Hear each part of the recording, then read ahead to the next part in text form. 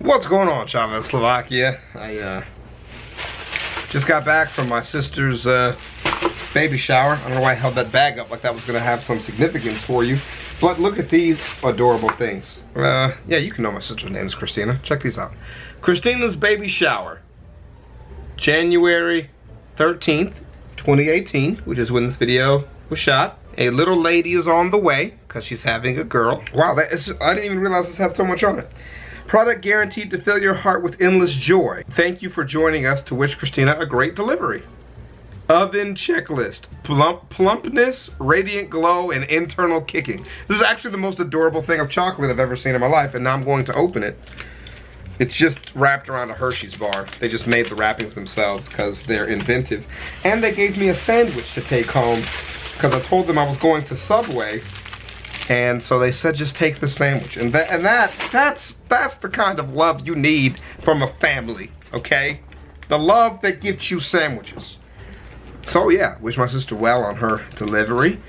And so yeah, so with that, what happens if we throw an elephant off of a skyscraper? That's what today's video is about. And this is a science video. We've been watching a lot of these, learning some stuff about the universe, thinking a little bit, and your guys' conversations in the comment section have been absolutely intriguing to me. So I will continue it with this. Hi, cat. I just got back home. The cat's a little bit antsy to talk to me, but let's get into this, man. Start this video by throwing a mouse, a dog, and an elephant from a skyscraper onto something soft, let's say a stack of mattresses. The mouse lands and is stunned for a moment before it shakes itself off and walks away pretty annoyed because that's a very rude thing to do. The dog breaks all of its bones and dies in an unspectacular way, and the elephant explodes into a red puddle of bones and insides and has no chance to be annoyed. Why does the mouse survive, but the elephant and dog don't? Because they weigh a lot. The answer is size. Yeah. Size is the most underappreciated regulator of living things. Size determines everything about our biology, how we're built, how we experience the world, how we live and die. It does so because the physical laws are different for different sized animals. Life spans 7 orders of magnitude, from invisible bacteria to mites, ants, mice, dogs, humans, elephants, and blue whales. Got it. Every size lives in its own unique universe right next to each other, each with its own rules, upsides and downsides. We'll explore these different worlds in a series of videos. Let's get back to the initial question. Why did our mouse survive the fall? Stampy.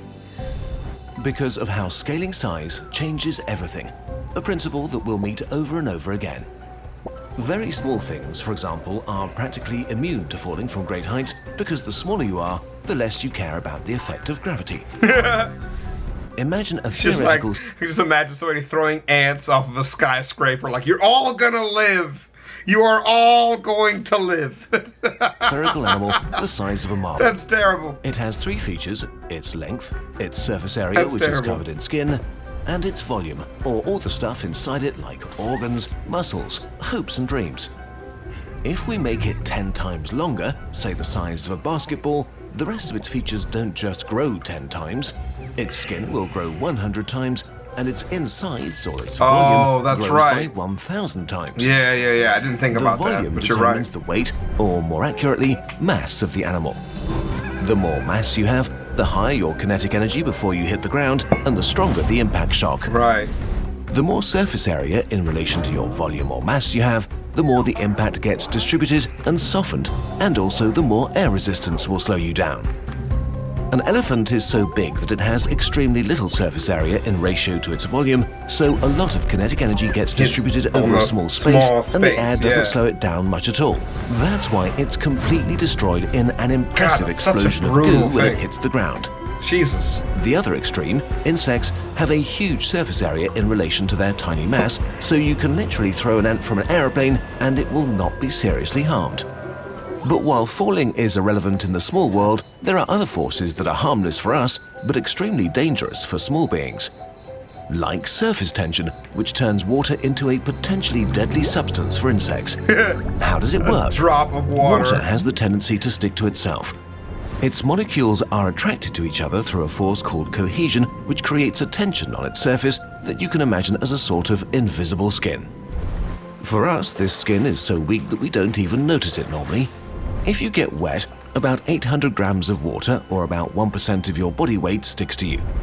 A wet mouse has about 3 grams of water sticking to it, which is more than 10% of its body weight. Oh my God. Imagine having 8 full water bottles sticking to you when you leave the shower. That would be awful. But for an insect, the force of water's surface tension is so strong that getting wet is a question of life and death.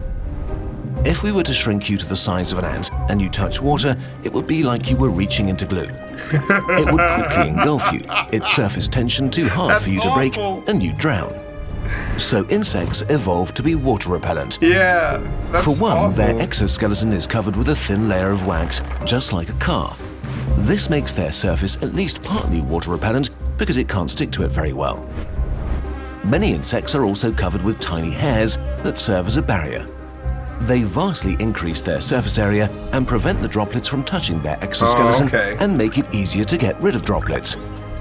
To make use of surface tension, evolution cracked nanotechnology billions of years before us.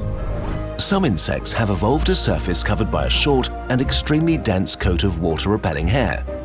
Some have more than 1 million hairs per square millimeter. Jesus. When the insect dives underwater, air stays inside their fur and forms a coat of air. Water can't enter because the hairs are too tiny to break its surface tension. But it gets even better. As the oxygen of the air bubble runs out, new oxygen diffuses into the bubble from the water around it, while the carbon dioxide diffuses outwards into the water. And so the insect carries its own outside lung around and can basically breathe underwater thanks to surface tension. Wow. This is the same principle that enables pond skaters to walk on water, by the way. Tiny anti-water hairs. The smaller you get, the weirder the environment becomes. At some point, even air becomes more and more solid. Let's now zoom down to the smallest insects known, about half the size of a grain of salt, only 0.15 millimeters long, the fairy fly. They live in a world even weirder than other insects. For them, air itself is like thin jello, a syrup-like mass surrounding them at all times. Movement through it is not easy. Flying on this level is not like elegant gliding. They have to kind of grab and hold on to air. So their wings look like big hairy arms rather than proper insect wings. What? They literally swim. I didn't know this existed. Through the air like a tiny gross alien through syrup. Yeah, that's disgusting. Things only become stranger from here. Bear's that animal that doesn't die.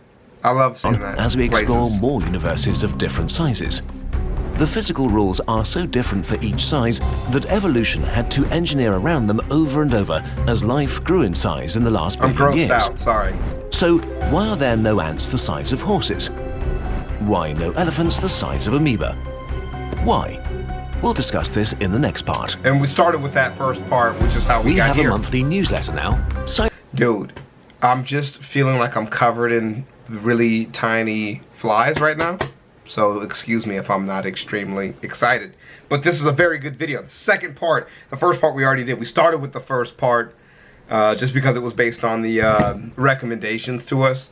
And then we found this one. I'm definitely going to do a video now of the smallest insects on Earth, because I definitely have to know. And I'll see you guys in the next one, ChavezzSlovakia. Peace.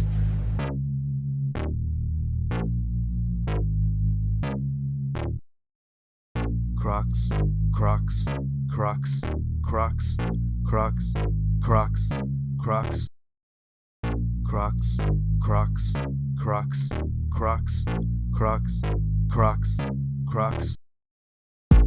I'm rocking Crocs. I'm rocking Crocs. I'm rocking Crocs. Wearing Crocs, boy. I'm rocking Crocs. I'm rocking Crocs. I'm rocking Crocs. Wearing Crocs, boy. My Crocs are gold. My pops is old. My Crocs got soul. My Crocs are bold. I go to church wearing Crocs. I'm always turned wearing Crocs. My Crocs are great. Your Crocs are lame. With my Crocs, I can cross a lake. Crocs, Crocs, Crocs, Crocs, Crocs, Crocs, Crocs, Crocs, Crocs, Crocs.